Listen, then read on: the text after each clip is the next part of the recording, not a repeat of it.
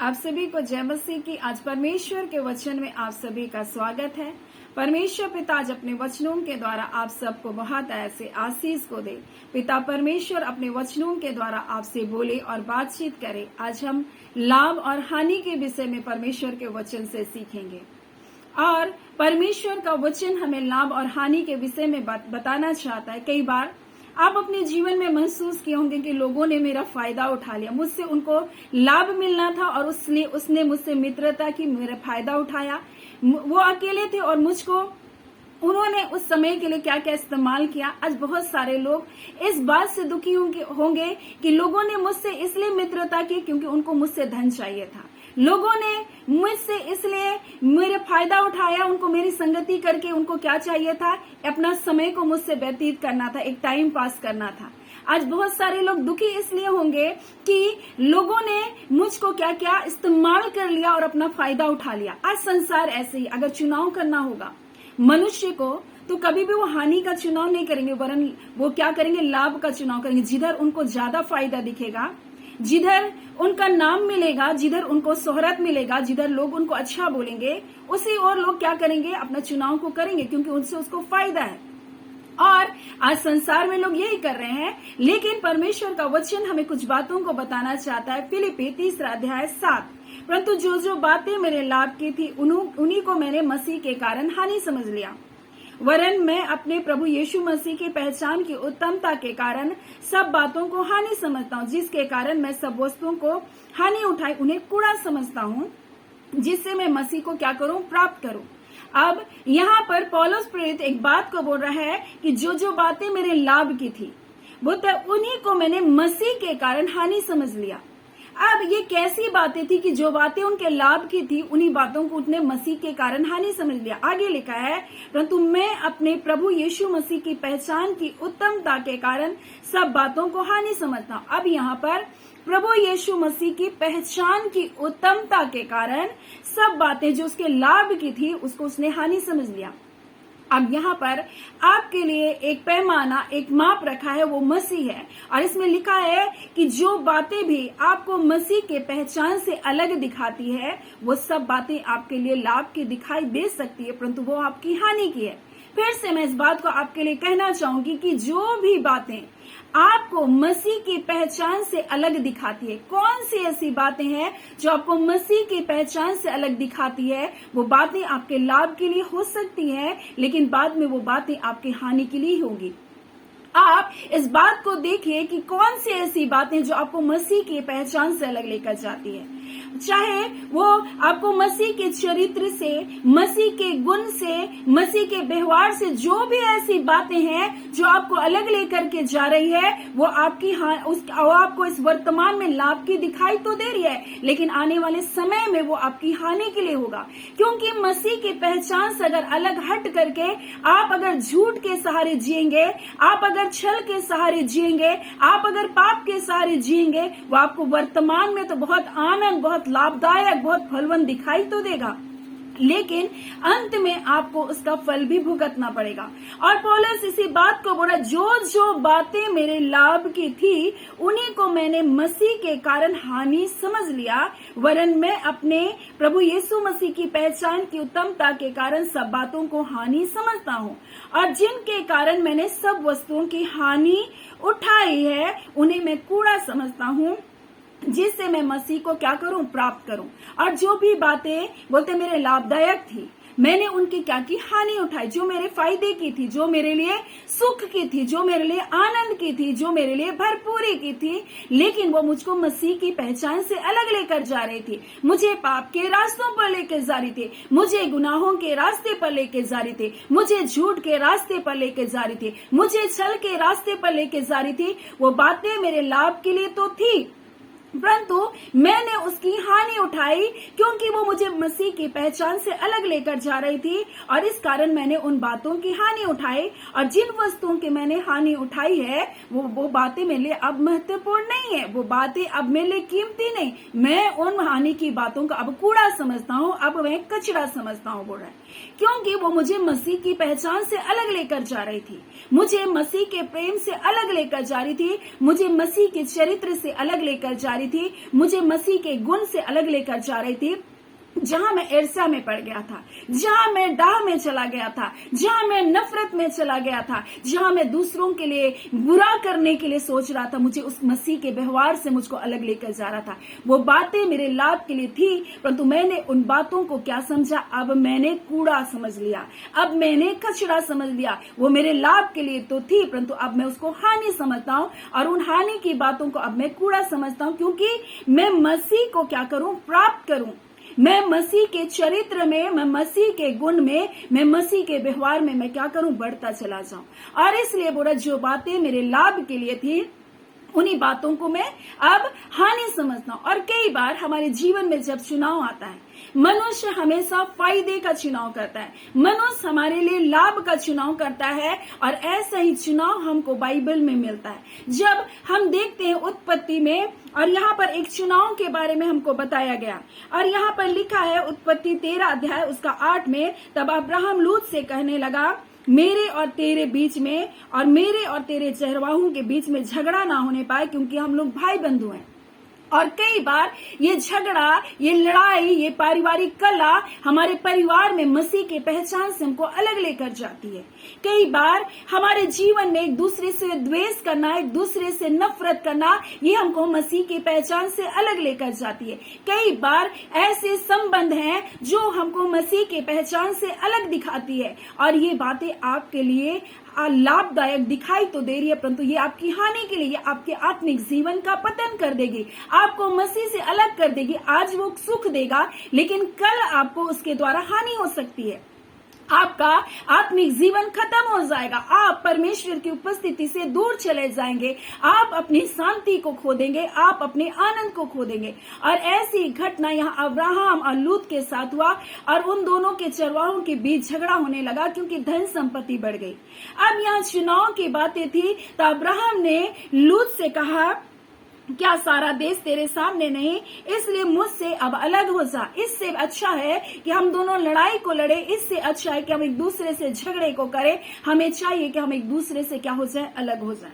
और बोले, यदि तू बाईं ओर जाए तो मैं दाहिनी ओर जाऊंगा, और यदि तू दाहिनी ओर जाएगा तो मैं बाईं ओर जाऊंगा। अब ये फैसला अब्राहम ने लूत के हाथों में सौंप दिया। उसका डिसीजन है, अब वो जो बोलेगा मैं वैसे ही करूंगा। अगर वो दाहिने जाएगा तो मैं बाएं जाऊंगा।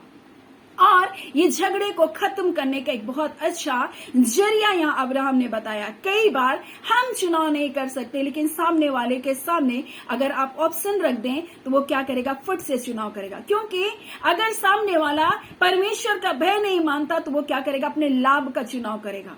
और आपको लगेगा, अरे इसने लाभदायक चुनाव तो कर लिया, मुझको तो हानि मिल रही, लेकिन नहीं, आप परमेश्वर के चुने हुए लोग हैं। हो सकता है सामने वाला बहुत लाभदायक चुनाव कर ले, लेकिन इसके बाद की बातों को आप देखें किस प्रकार से परमेश्वर अपने वचनों के द्वारा कहना चाहता है। और हमने देखा लूत ने जो क्या किया, ऐसी भूमि को चुना जो तराई की भूमि थी, जो उपजाऊ भूमि थी, जो पशु के लिए अच्छी चारागाह थी, और उसने सोचा मैंने उत्तम जगह को क्या कर लिया? चुन लिया। और यहाँ ऐसा हुआ, तब लूत ने आंख उठाकर यरदन नदी के पास वाली सारी तराई को देखा, और वह सब सिंची हुई थी, और जब तक यहोवा सादोम और अमोरा को नष्ट न किया था, तब तक सुआर के मार्ग का वह तराई यहोवा की बाटिका और मिस्र देश के समान उपजाऊ थी। यानी कि वो ऐसी उपजाऊ को, भूमि को चुन लिया, और उसने अब्राहम से अलग हो गया। उसको नहीं पता था कि अब्राहम के साथ रहने के कारण उसको आशीष मिल रही है, अब्राहम के साथ रहने के कारण वो फल फूल रहा है, लेकिन उसको ये पता नहीं था। और जिस पल उसने अब्राहम से अलग होने का निर्णय किया, और जैसे ही वो अलग हुआ और उसने उपजाऊ भूमि को देखा और उस ओर चला गया, और परमेश्वर ने भी क्या किया? यहाँ पर अब्राहम को, जैसे लूत उसके जीवन से हटा, परमेश्वर अब्राहम से बातचीत करने लगा, और इसने चुन लिया तराई वाली भूमि को लूत, और अलग हो गया। और यहाँ पर हम लोग देखते हैं लूत अब्राहम से अलग हो गया। तब उसके पश्चात यहाँ इस बात को लिखा, जब तक वो लूत के साथ था परमेश्वर उससे बात नहीं कर रहा, परंतु अब परमेश्वर अब्राहम से कह रहा है, आंख उठाकर जिस स्थान पर तू है वहां से उत्तर, दक्षिण, पूरब, पश्चिम चारों ओर देख, और जितनी भूमि तुझे दिखाई देगी वह सब मैं तुझे, तेरे वंश को युग युग के लिए दूंगा। और परमेश्वर परमेश्वर कहता है, और मैं तेरे वंश को पृथ्वी में धूल के किनकों के समान बहुत करूंगा, यहाँ तक कि जो कोई पृथ्वी के धूल के किनकों को गिन सकेगा वह तेरा वंश भी गिन सकेगा। और परमेश्वर ने अब्राहम के चुनाव को देखा। अब्राहम ने लोभ और लालच नहीं किया, अब्राहम ने अपने स्वार्थ के लिए चुनाव नहीं किया, परंतु अब्राहम परमेश्वर के ऊपर निर्भर हो गया और उसने कहा, जा लूत, जो तू जिस और तू चुनेगा उस ओर मैं नहीं जाऊंगा, अगर तू दाहिने जाएगा तो मैं बाएं जाऊंगा, तू बाएं जाएगा तो मैं दाहिने जाऊंगा।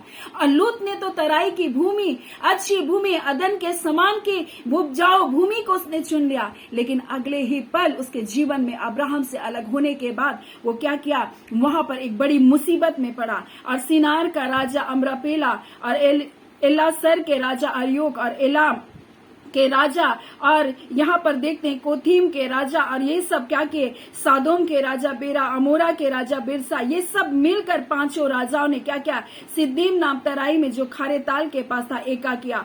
और इन्होंने क्या किया, यहाँ पर लूत और उनके पूरे परिवार को बंधुआई बना लिया और उनका पूरा परिवार लूटा गया। और उसके बाद ये अब्राहिम ही था जो उनको बचाया। उसके बाद फिर भी हम देखते हैं किस प्रकार से परमेश्वर ने जो तराई की भूमि को लूत ने चुना, वहां पर बार बार मुसीबत का आना प्रारंभ हो गया और उनको पूरी रीति से परमेश्वर नष्ट कर दिया। सिर्फ वहां लूत और उनकी 2 बेटियां ही बच पाई, उनका पूरा घराना, पूरा धन संपत्ति सब कुछ नष्ट हो गया। कई बार आपका लाभ आपके लिए जो परमेश्वर के अनुसार नहीं है, परमेश्वर की मर्जी के अनुसार नहीं है, आपके लिए हानि को लेकर आएगा। इस बात को जानिए, जो कुछ मसीह की पहचान के विरुद्ध में आपका चुनाव है, वो बातें आपको क्या करेगा, एक दिन हानि को लेकर आएगा।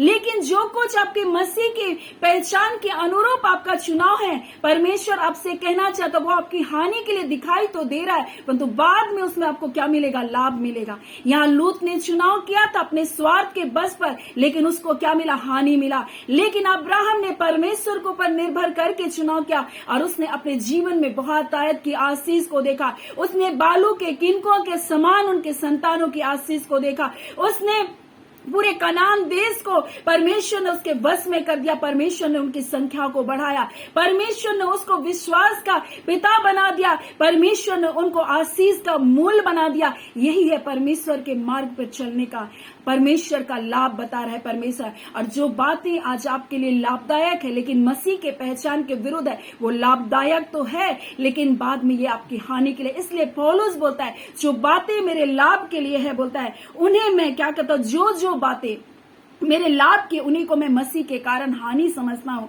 वरन मैं अपने प्रभु यीशु मसीह की पहचान की उत्तमता के कारण सब बातों को हानि समझता हूँ और सब बातों को बोलता है मैं कूड़े के समान समझता हूँ, जिससे मैं मसीह को क्या करूँ, प्राप्त करूँ। यानी कि आपको परमेश्वर के मार्ग में चलना, उस उत्तमता के मार्ग में चलना। चाहे आपको परमेश्वर ने अपने जीवन में किसी भी बात का चुनाव करने के लिए रखा है, आप परमेश्वर के वचन के अनुसार अपने जीवन का चुनाव करें।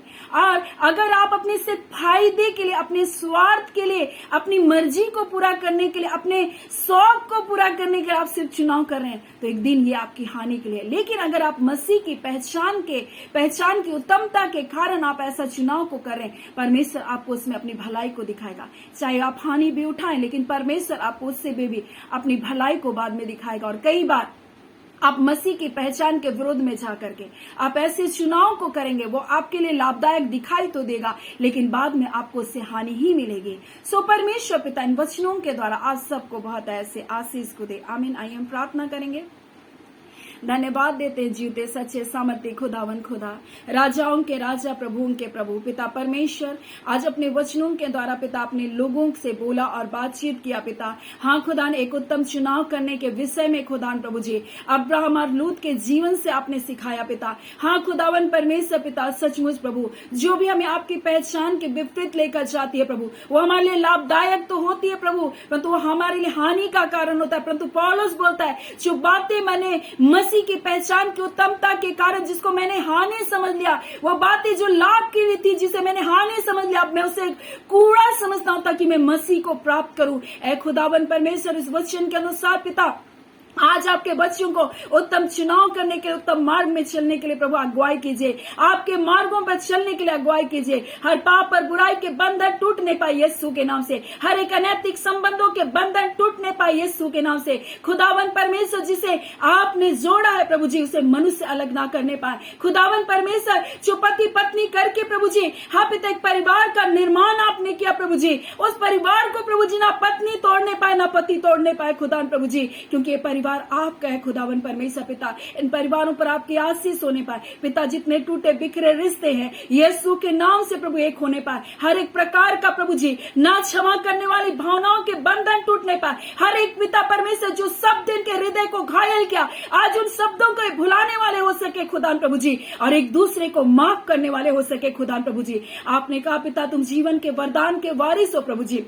हाँ पिता परमेश्वर, जिससे तुम्हारी प्रार्थनाएं रुक ना जाए। जब पति और पत्नी अलग हो जाते प्रभु जी, प्रार्थनाएं सुनी नहीं जाती खुदान प्रभु जी। हाँ खुदान परमेश्वर, हाँ पिता, एक दूसरे से नफरत करना, एक दूसरे को क्षमा ना करना प्रभु प्रार्थना में रुकावटों को डालता है। ऐ खुदावन परमेश्वर, आप अपने प्रिय लोगों की सुधि लीजिए पिता। जितने लोग अंधकार के वश में प्रभु जी, हाँ पिता परमेश्वर, पाप के वश में प्रभु जी, ऐसे सारे बंधन यीशु के नाम से टूटने पाए। बीमारियां चंगी की जाए प्रभु जी। हाँ पिता परमेश्वर प्रभु जी, जितने डिप्रेशन निराशा में प्रभु, आपकी शांति, आपका आनंद उनके परिवारों में आने पाए। खुदावन परमेश्वर, आप अद्भुत कार्य को करते हैं प्रभु जी, आप सामर्थ के कार्य को करते हैं पिता। इसके लिए आपका धन्यवाद देते हैं। हम सारी आदर महिमा केवल और केवल आपको देते हैं। आज के दिन के लिए पिता, आप अपने बच्चों को पिता अपने अद्भुत सुरक्षा में रख रहे प्रभु। अपने अग्नि में पिता बाड़े में रखे प्रभु जी, अपनी अद्भुत सुरक्षा में रखे पिता। आपका धन्यवाद देते हैं। आज के दिन पिता, जब अपने कार्यों के लिए पिता, अपने उद्यमों के लिए, अपने व्यवसाय के लिए, अपनी शिक्षा के लिए, अपने ट्रेनिंग के लिए निकलते, आपके बच्चों के संग साथ रहे। अपने पवित्र लहू में हर एक को ढांपे रखे खुदावन परमेश्वर। सारी आदर महिमा केवल और केवल आपको देते हुए प्रार्थना हम यीशु के नाम से मांगते, दया सुने अनुग्रह से ग्रहण कर लीजिएगा। आमीन। परमेश्वर पिता आप सबको बहुत ऐसे आशीष को दे। आमीन।